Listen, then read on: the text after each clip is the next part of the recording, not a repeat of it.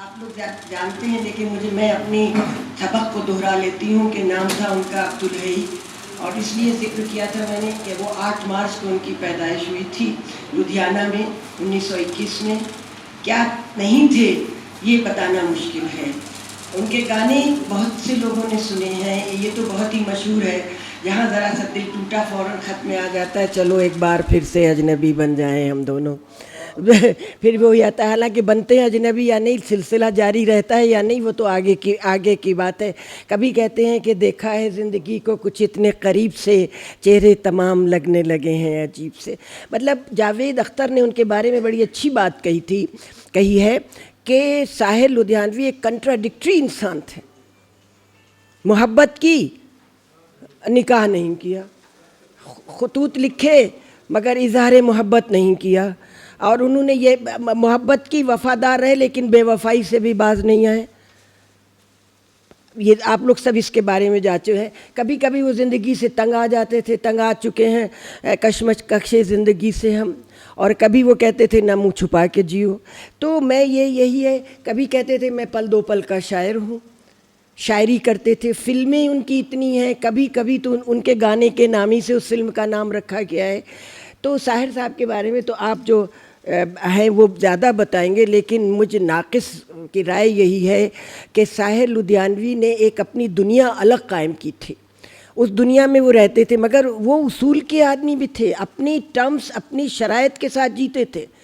ساحر لدھیانوی نے شروع کیا کہ سنگیت کار کے ساتھ گیت کار کا بھی نام آنا چاہیے ریڈیو میں۔ یہ سلسلہ ساحر لدھیانوی سے شروع ہوا ہے۔ ایک بات اور ہے کہ انہوں نے یہ شرط رکھی کہ جتنا سنگیت کار کو دیا جاتا ہے اتنا گیت کار کو دیا جائے، چاہے 1 روپیہ زیادہ ہو، اور اڑے رہے اس بات پر، اور منوا کے چھوڑا۔ پتہ نہیں دوسرے سنگیت کار اور گیت کار انہیں دعا دیتے ہیں یا نہیں دیتے ہیں، لیکن دعا دینا چاہیے کہ جو سلسلہ خیر بہرحال اس پر برابر ہم لوگ بات کرتے رہیں گے۔ میں گزارش کروں گی ریشمہ پروین سے کہ وہ آ کر اپنے خیالات کا مقالہ ہے آپ کا، آئیے بہت۔ آج کی ہماری محفل کے صدر شکیل صدیقی صاحب، ہمارے چیف گیسٹ پروفیسر علی جاوید صاحب، پروفیسر علی احمد فاطمی صاحب، ثروت مہندی صاحب، پروفیسر صابرہ حبیب صاحبہ، ڈاکٹر نغمہ پروین صاحبہ، اور معزز خواتین و حضرات۔ اچھا، ہمارے چیف گیسٹ منیش شکلا جی بھی موجود ہیں، نہیں ہمارے اسپیشل گیسٹ مہمان خصوصی منیش شکلا صاحب بھی یہاں موجود ہیں۔ ابھی تم نے شروع نہیں کیا؟ جی بالکل، آپ۔ میں نے بتایا تھا کہ منیش شکلا کا آفس ڈے ہے، 3 عہدے سنبھالے ہوئے ہیں، لیکن انکساری کی انتہا یہ ہے۔ اور ہمارے بیچ میں وہ تو پردیپ علی صاحب بھی تشریف لے آئے، میں نے تو پہلے پردیپ کو دیکھا پھر منیش کو دیکھا۔ میں گزارش کروں گی افراہیم صاحب سے اور سید مہدی صاحب کہ منیش شکلا کو بکے دے کر استقبال کریے۔ اور پردیپ علی، آپ نہیں جانتے مہدی صاحب یہ اتنے اچھے سنگر ہیں اور غزلیں گاتے ہیں، اور ان کی مطلب وہ ایک بہت بنا رہے ہیں، بتا دیں گے آپ کو بھی بعد میں، وہ ہے ان کو بھی میں چاہتی ہوں کہ ان کا بھی بوکے سے استقبال کیا جائے۔ آؤ دے دیجیے، آئیے تالیاں بجائیے بھیا، اور تلفظ پردیپ علی، تلفظ۔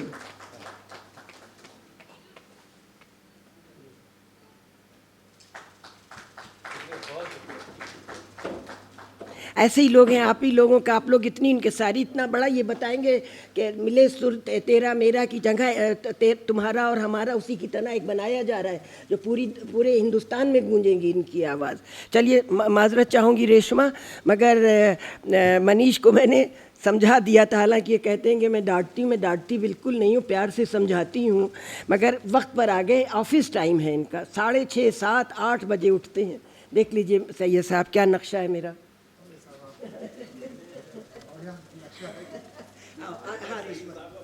اچھا، نہیں ایسی بات۔ جناب صدر کی اجازت سے میرے مقالے کا عنوان ہے یہ خواب مر گئے تو بے رنگ ہے حیات۔ یہ مصرع ہے ساحر کا۔ یہ خواب مر گئے تو بے رنگ ہے حیات۔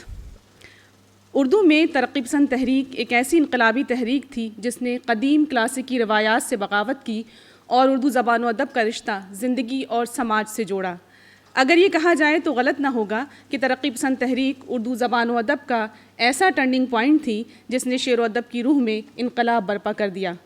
ترقی پسند شعراء میں ایک نمایاں نام ساحر لدھیانوی کا بھی ہے، جنہوں نے اپنے شاعرانہ اختصاص سے ایک الگ شناخت بنائی۔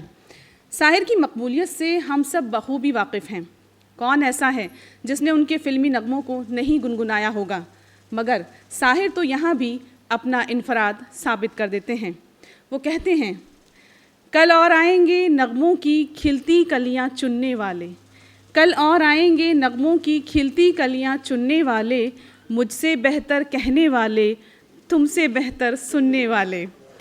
سننے والوں کے بارے میں تو کچھ نہیں کہا جا سکتا، لیکن ساحر کی کمی یقیناً محسوس ہوتی ہے، جس نے اپنے سامع کے دل کی دھڑکنوں اور اس کی روح کی گہرائی تک رسائی کی۔ ہماری روح کی گہرائیوں تک ساحر بڑی آسانی سے پہنچ جاتا ہے، اور ہم یہ سوچنے پر مجبور ہو جاتے ہیں کہ ساحر کی کون سی خوبی ہے جس نے ہمیں اس حد تک اس کا دیوانہ بنا رکھا ہے۔ آیا وہ موضوعات جو اس کی شاعری میں موجود ہیں، یا پھر اس کا اسلوب، یا دونوں؟ مگر ساحر کا جادو ہر اعتبار سے سر چڑھ کر بولتا ہے، جبکہ وہ خود یہ کہہ کر بڑی آسانی سے اپنی بات واضح کر دیتے ہیں۔ وہ کہتے ہیں، آئینہ حوادث ہستی ہے میرے شعر، آئینہ حوادث ہستی ہے میرے شعر، جو دیکھتا رہا ہوں وہ کہتا رہا ہوں میں، تاروں کی انجمن سے مجھے واسطہ نہیں، انسانیت پہ اشک بہاتا رہا ہوں میں، دنیا نے تجربات و حوادث کی شکل میں جو کچھ مجھے دیا ہے وہ لوٹا رہا ہوں میں۔ ساحر کا یہ دعویٰ کہ آئینہ حوادث ہستی ہے میرے شعر، جو دیکھتا رہا ہوں وہ کہتا رہا ہوں میں، غلط نہیں۔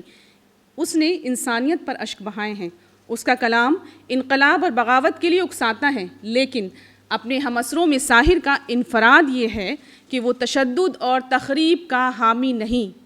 وہ احتجاج و مزاحمت کا علمبردار ہے، مگر تخریب و تشدد کا مخالف۔ وہ ہماری وراثتوں کا امین ہے، اپنے وطن سے بے پناہ محبت کرنے والا ہے۔ کلام ساحر اس کی تڑپ و بے چینی اور اپنے ورثے کی حفاظت کے لیے اس کے کمٹمنٹ کا غماز ہے۔ نظم ورثہ ملاحظہ کیجیے، جس میں وہ نعرہ انقلاب کے ساتھ تخریب و تشدد پر آمادہ احتجاجی سے خطاب کرتے ہوئے سے تنبیہ کرتا ہے، یعنی ایک احتجاج کرنے والا شخص ہے جو تخریب کی طرف مائل ہے، لیکن ساحر جو ہیں اسے کیا تنبیہ کرتے ہیں، بہت خوبصورت انداز ہے۔ جس سے دہقان کو روزی نہیں ملنے پاتی، جس سے دہقان کو روزی نہیں ملنے پاتی، میں نہ دوں گا تجھے وہ کھیت جلانے کا سبق، فصل باقی ہے تو تقسیم بدل سکتی ہے، فصل کی خاک سے کیا مانگے گا جمہور کا حق۔ یہاں دیکھیے کہ اقبال سے کہیں نہ کہیں ٹکراتے ہیں ساحر، تو خیر بہرحال میں تفصیل میں اس کی نہیں جاؤں گی۔ تباہی اور بربادی ساحر کو منظور نہیں، اس کی رجائیت پسندی ہر صورت میں حالات کا سامنا کرنے کو تیار ہے، اس کا قلم نئی صبح اور نئے سورج کے طلوع ہونے کا منتظر ہے، لیکن اپنے ورثے کی قدر و قیمت اسے بخوبی معلوم ہے۔ وہ کہتا ہے، ملاحظہ کیجئے کیسا خوبصورت خطاب ہے، جو صرف اس عہد میں ہی نہیں، حالات حاضرہ میں بھی اتنا ہی ریلیونٹ ہے۔ آج جس طرح کی زندگی ہم جی رہے ہیں، ان حالات میں بھی یہ نظم بہت معنی رکھتی ہے۔ ورثہ، یہ وطن تیری میری نسل کی جاگیر نہیں، یہ وطن تیری میری نسل کی جاگیر نہیں، سینکڑوں نسلوں کی محنت نے سنوارا ہے اسے، کتنے ذہنوں کا لہو، کتنی نگاہوں کا عرق، کتنے چہروں کی حیا، کتنی جبینوں کی شفق، خاک کی نظر ہوئی تب یہ نظارے بکھرے، علم سولی پہ چڑھا تب کہیں تخمینہ بنا، زہر صدیوں نے پیا تب کہیں نوشینہ بنا، سینکڑوں پاؤں کٹے تب کہیں ایک زینہ بنا، تیرے قدموں کے تلے یا میرے قدموں کے تلے، نوئے انسان کے شب و روز کی تقدیر نہیں، یہ وطن تیری میری نسل کی جاگیر نہیں، سینکڑوں نسلوں کی محنت نے سنوارا ہے اسے، تیرا غم کچھ بھی سہی، میرا علم کچھ بھی سہی، اہل ثروت کی سیاست کا ستم کچھ بھی سہی، کل کی نسلیں بھی کوئی چیز ہیں، ہم کچھ بھی سہی، ان کا ورثہ ہو کھنڈر، یہ ستم ایجاد نہ کر، تیری تخلیق نہیں جو، تیری تخلیق نہیں جو، اسے برباد نہ کر۔ جس سے دہقاں کو روزی نہیں ملنے پاتی، میں نہ دوں گا تجھے وہ کھیت جلانے کا سبق، فصل باقی ہے تو تقسیم بدل سکتی ہے، فصل کی خاک سے کیا مانگے گا جمہور کا حق۔ پل سلامت ہے تو پار اتر سکتا ہے، چاہے تبلیغ بغاوت کے لیے ہی اترے، ورنہ غالب کی زباں میں میرے ہمدم میرے دوست، دام ہر موج میں ہے حلقہ صدکام نہنگ، سوچ لے پھر کوئی تعمیر گرانے جانا۔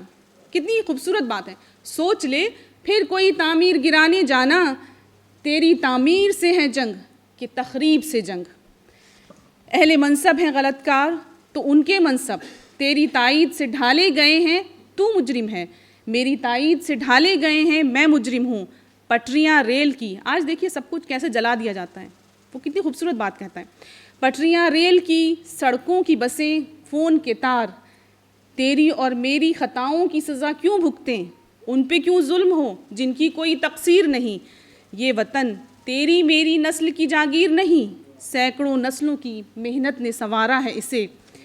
تیرا شکوہ بھی بجا، سمجھتے بھی ہیں احتجاجی کا درد، سمجھتے بھی ہیں، اس لیے کہتے ہیں تیرا شکوہ بھی بجا میری شکایت بھی درست، رنگ ماحول بدلنے کی ضرورت بھی درست، کون کہتا ہے کہ حالات پہ تنقید نہ کر، حکمرانوں کے غلط دعووں کی تردید نہ کر، تجھ کو اظہار خیالات کا حق حاصل ہے۔ جمہوریت، تجھ کو اظہار خیالات کا حق حاصل ہے۔ ساحر احتجاجی کو گاندھی جی کے عدم تشدد، نان وائلنس کا سبق یاد دلاتے ہیں۔ وہ نظم کے آخر میں ہندوستانیوں کے اظہار رائے کے حق کی وکالت کرتے ہیں، لیکن کہیں کہیں خود ساحر کے صبر کا پیمانہ بھی لبریز ہو جاتا ہے، اور وہ گاندھی شتابدی اور غالب صدی کے اختتام پر لکھی گئی نظم میں گاندھی ہو یا غالب میں بے اختیار تڑپ کر کہہ اٹھتے ہیں، گاندھی ہو یا غالب ہو، ختم ہوا دونوں کا جشن، آؤ انہیں اب کر دیں دفن، ختم کرو تہذیب کی بات، بند کرو کلچر کا شور، ستیہ اہنسا سب بکواس، تم بھی قاتل ہم بھی چور، ختم ہوا دونوں کا جشن، آؤ انہیں اب کر دیں دفن۔ آزادی کے 21 برس اور جشن غالب کے موقع پر ان کے باغیانہ تیور پھر نظر آتے ہیں۔ وہ کہتے ہیں، یہ نظم 1969 کی ہے، جن شہروں میں گونجی تھی غالب کی نواں برسوں، ان شہروں میں اب اردو بے نام و نشاں ٹھہری، آزادی کامل کا اعلان ہوا جس دن، ماتوب زباں ٹھہری غدار زباں ٹھہری، جس عہد سیاست نے یہ زندہ زباں کچلی، اس عہد سیاست کو مرحوموں کا غم کیوں ہے، غالب جسے کہتے ہیں اردو ہی کا شاعر تھا، اردو پہ ستم ڈھا کر غالب پہ کرم کیوں ہے، یہ جشن مبارک ہو یہ بھی صداقت ہے، یہ جشن مبارک ہو پر یہ بھی صداقت ہے، ہم لوگ حقیقت کے احساس سے عاری ہیں، گاندھی ہو کہ غالب ہو، انصاف کی نظروں میں ہم دونوں کے قاتل ہیں، دونوں کے پجاری ہیں۔ نظم چکلے میں شاعر کی تلخی مزید بڑھ جاتی ہے، اور وہ ثناخوان تقدیس مشرق کو للکارتا ہے کہ آج ہم کس سماج میں جی رہے ہیں، وہ سماج جس میں عورت کی عصمت کا سودا ہو رہا ہے، جہاں حوا اور رادھا کسی کی بیٹی محفوظ نہیں۔ یہ بھوکی نگاہیں حسینوں کی جانب، یہ بڑھتے ہوئے ہاتھ سینوں کی جانب، لپکتے ہوئے پاؤں زینوں کی جانب، ثناخوان تقدیس مشرق کہاں ہے، مدد چاہتی ہے یہ حوا کی بیٹی، مدد چاہتی ہے یہ حوا کی بیٹی، یشودا کی ہم جنس رادھا کی بیٹی، پیمبر کی امت زلیخا کی بیٹی، ثناخوان تقدیس مشرق کہاں ہے، بلاؤ خدایان دی کو بلاؤ، یہ کوچے یہ گلیاں یہ منظر دکھاؤ، ثناخوان تقدیس مشرق کو لاؤ، ثناخوان تقدیس مشرق کہاں ہے۔ جیسا کہ ہم سب جانتے ہیں، ساحر کا کلام نوجوانوں میں بے حد مقبول تھا، ہے اور رہے گا، لیکن ان کی انسان دوستی، غریبوں کے تئیں ان کی ہمدردی، لہجے کی تلخی کو اکثر نظر انداز کیا گیا۔ ان کی کامیاب نظموں میں پرچھائیاں، چکلے، بنگال، فنکار، جاگیر، شکست زندہ، خودکشی سے پہلے، نور جہاں کے مزار پر، کل اور آج، مفاہمت اور لہو نظر دے رہی ہے حیات شامل ہیں۔ تقسیم وطن کے نتیجے میں ہونے والے خاک و خوں کے رقص، فرقہ وارانہ فسادات و منافرت نے ہمارے ساحر کو یہ کہنے پر مجبور کر دیا، میں تمہارا، نظم کا عنوان ہے آج، میں تمہارا مغنی تمہارے لیے جب بھی آیا نئے گیت لاتا رہا، آج لیکن میرے دامنے چاک میں گرد راہ سفر کے سوا کچھ نہیں، میرے بربط کے سینے میں نغموں کا دم گھٹ گیا ہے، تانے چیخوں کے انبار میں دب گئی ہیں اور گیتوں کے سر ہچکیاں بن گئے ہیں، مجھ کو امن اور تہذیب کی بھیک دو، میرے گیتوں کی لے، میرے سر میری نے، میرے مجروح ہونٹوں کو پھر سونپ دو۔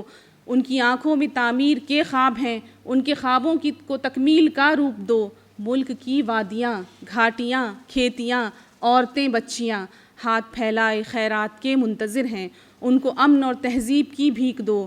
ماؤں کو ان کے ہونٹوں کی شادابیاں، ملک کی روح کو زندگی بخش دو۔ مجھ کو میرا ہنر، میری نے بخش دو، میرے سر بخش دو، میری لے بخش دو۔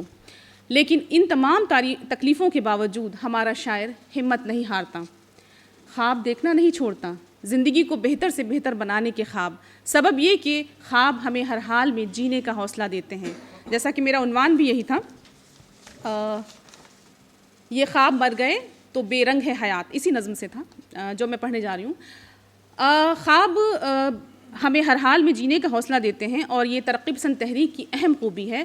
اس سے وابستہ تمام شعراء و ادیب زندگی کی سنگلاخ وادیوں میں، مثال موجود ہے، زندگی کی سنگلاخ وادیوں میں بھی مضبوط و مستحکم عزم لیے آگے بڑھتے ہیں۔ ساحر کہتے ہیں، آؤ کہ کوئی خواب بنے کل کے واسطے، آؤ کہ کوئی خواب بنے کل کے واسطے، ورنہ یہ رات آج کے سنگین دور کی ڈس لے گی جان و دل کو کچھ ایسے کہ جان و دل تا عمر پھر نہ کوئی ہنسی خواب بن سکے۔ یہ خواب ہی تو اپنی جوانی کے پاس تھے، یہ خواب ہی تو اپنے عمل کی اساس تھے۔ یہ خواب مر گئے تو بے رنگ ہے حیات، یہ خواب مر گئے تو بے رنگ ہے حیات، یوں ہے کہ جیسے دستے تہے سنگ ہے حیات، آؤ کہ کوئی خواب بنے کل کے واسطے۔ جیسا کہ ذکر آ چکا ہے، ترقی پسندی نے اردو شاعری کو ایک نیا رخ دیا۔ اس میں ساحر کا نام خصوصی اہمیت رکھتا ہے۔ یہ الگ بات ہے کہ ساحر کا آخر فلم پہ ہوا، لیکن ساحر نے فلم کے بنانے والوں کے مطابق فلمی نغمے نہیں لکھے۔ فلمی دنیا میں ساحر پہلے شاعر ہیں جنہوں نے صرف اپنا منتخب کلام فلم میں استعمال کیا، فلم کو اپنے راستے پر لے گئے، خود فلم کے راستے پر ساحر نہیں گئے، اسی لیے اتنے مقبول ہیں آج بھی۔ فلم کو اپنے راستے پر لے گئے، خود فلم کے راستے پر ساحر نہیں گئے۔ طویل نظم پرچھائیاں فلم کے لیے نہیں لکھی گئی تھی، دوسری نظمیں بھی جو فلموں میں شامل ہوئیں وہ سب ان کے مجموعے کی نظمیں ہیں، اپنے مجموعوں کی نظموں کو انہوں نے فلم میں استعمال کیا۔ ساحر ویل ریڈ پروگریسو رائٹر تھے، شاعر تھے، شاہراہ کے ایڈیٹر تھے، ان کی نظمیں اپنے زمانے کی ترقی پسند شاعری کی بنیاد ہیں۔ بہت بہت شکریہ۔